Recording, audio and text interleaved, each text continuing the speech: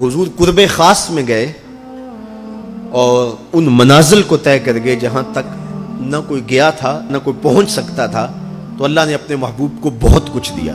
70,000 اسرار تھے، 70,000 رموز تھی، 70,000 حکایات تھیں۔ محبوب کی جھولی میں بہت کچھ ڈالا اور ڈال کر کے کہا بما اشرفک یا احمد، اے محبوب یہ تو میں نے خود دیا ہے، اب تو اپنی چاہت بھی بتا، تیری چاہت کیا ہے۔ یہ مہمان نوازی کے تقاضے ہوتے ہیں نا، کہ سب کچھ پیش کرنے کے بعد بھی میزبان کہتا ہے کوئی اور، آپ کی کوئی پسند، تو یہ میزبانی کے تقاضے ہوتے ہیں۔ تو سب کچھ دینے کے باوجود جھولی میں ہر چیز ڈال دینے کے بعد کہا بما اشرفک یا احمد، پیارے بتائیے آپ کو کیا دیا جائے۔ اب پھر حضور کی ڈیمانڈ دیکھیے، حضور نے مانگا کیا۔ کسی شخص کو دیکھنا ہو کہ وہ کہاں کھڑا ہے، اس کو آپ اختیار دے دیجئے گا، پھر پتہ چل جائے گا وہ کتنے پانی میں۔ آپ مجھ سے پوچھتے ہیں کہ مانگیے کیا مانگتے ہو، تو میں کہوں مجھے پانی دو تو آپ سمجھیں گے پیاسا ہے، میں کہوں کھانا دو آپ سمجھیں گے بھوکا ہے، میں کہوں گا میرے نام کے نعرے لگاؤ آپ کہیں گے شہرت کا متلاشی ہے، میں کہوں گا اٹھو اور میرے اوپر پیسے لوٹاؤ میں اتنی اچھی تقریر کر رہا ہوں، تو آپ کہیں گے یہ تو بیچارہ غربت کا مارا ہوا ہے، اس کے اندر کی ابھی بھوک گئی نہیں ہے۔ تو کسی شخص کے ظرف کا پتہ لگانا ہو تو اس کو اختیار دے دیجئے مانگ کیا مانگتا ہے۔ اور مانگنے والے جب کوئی کمال چیز مانگ لیں، وہ کیا کسی نے کہا نا میرے سوال کی عظمت تو دیکھ ہے ساقی، میرے سوال کی عظمت تو دیکھ ہے ساقی، جام نہ دے حسن طلب کی داد تو دے۔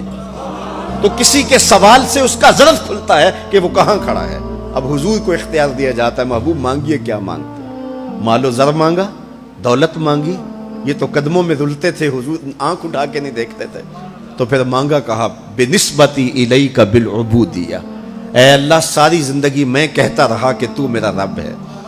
یہ میں نے غاروں میں بھی کہا، یہ میں نے پہاڑوں پہ بھی کہا، طائف کے بازاروں میں بھی کہا، مکے کی گلیوں میں بھی کہا، برستے پتھروں کے سائے میں بھی کہا، میرے سر انور پہ اوجری ڈالی جاتی رہی، میں نے سر نہیں اٹھایا اور کہا کہ تو میرا رب ہے۔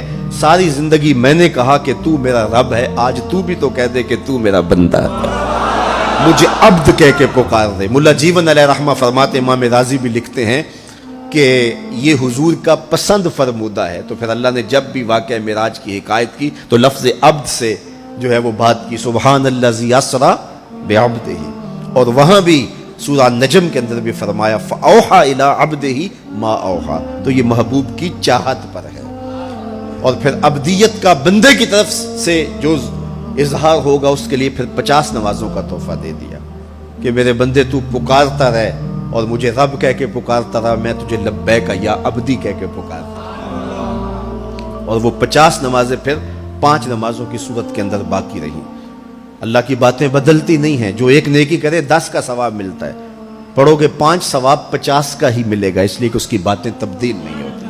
اور یہ تحفہ ہے۔ حضرت موسیٰ نے تو عرض کیا تھا کہ ایک بار اور جائیے، لیکن میرے حضور نے کہا تھا مجھے اپنے رب سے حیا آتی ہے۔ عادت باری یہ تھی نا، ہر بار 5 نمازیں معاف ہوتی تھی، اب بھی جاتے تو 5 نمازیں معاف ہو جاتی، لیکن کہا کہ مجھے اپنے رب سے حیا آتی ہے۔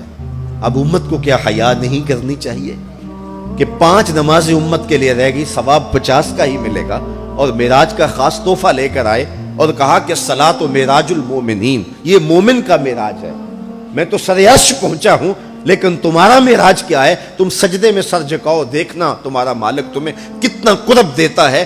جب کوئی شخص سجدہ ریز ہوتا ہے اس پہ اتنی رحمتیں اترتی ہیں، اگر اسے پتہ چل جائے کہ یہ رحمتیں نازل ہو رہی ہیں وہ سجدے سے ساری نہ اٹھائے۔ تو اس کے حضور بندگی کو بجا لانا یہی بندے کی معراج ہے۔